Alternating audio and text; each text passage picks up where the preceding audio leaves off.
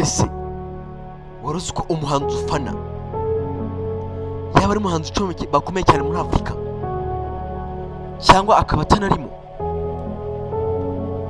Reka turebera hamwe abahanzi bakomeye cyane muri Afurika.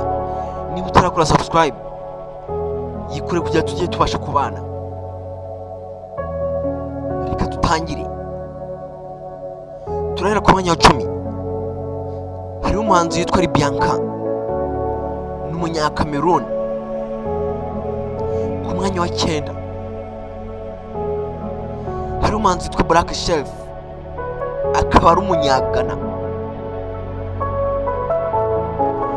Ku mwanya wa 8 hari umuhanzi witwa Diamond Platnumz, n'umunyatanzania namwe muramuzi cyane.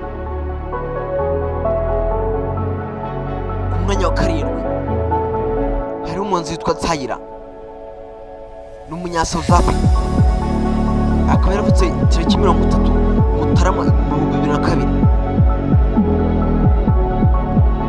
Ku mwanya wa 6 hari umuhanzi witwa Ayra Starr, amazina ye nyayo akaba yitwa Oyinkansola Sarah, n'umunya Nigeria, akaba yaravutse ku tariki 14 Kamena na 2. Ku mwanya wa 5 hari umuhanzi witwa Temis,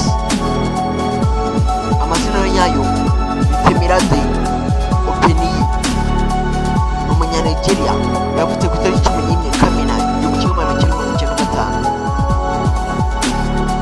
Ku mwanya wa 4 hari umuhanzi witwa Rema, yavutse ku tariki ya 1 Gicurasi 2000, n'umunya Nigeria. Ku mwanya wa 3 hari umuhanzi witwa Davido, amazina ye nyayo ni David Adedeji Adeleke, n'umunya Nigeria, yavutse ku tariki 21 Ugushyingo 1992.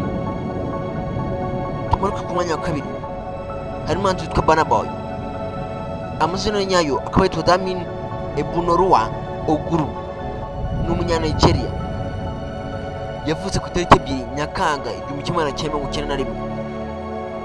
Tutaragira ku mwanya wa 1, urumva ruhe muhanzi wajya ku mwanya wa 1?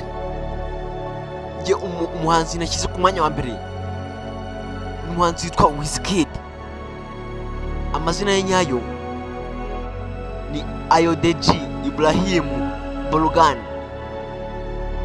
yavutse ku tariki 13 Nyakanga 1990, n'umunya Nigeria. Urumva ko na munyarwanda no murimo. Muri East Africa harimo umuhanzi umwe wenyine, Diamond Platnumz. Ese twakora iki kugira ngo wenda u Rwanda narwo ruze muri top 10 y'abahanzi bakomeye muri Afurika? Niba ukunze video ukande subscribe, ukande like. Niba ari ikindi kintu wifuza ucyandika muri comment. Niba ni video mwayikunze cyane, aba bahanzi nzagenda bagarukaho umwe kuri umwe kubw'ibye twabanye na Eric Pira. Udacikwa ibiganiro bikurikira. Ciao ciao.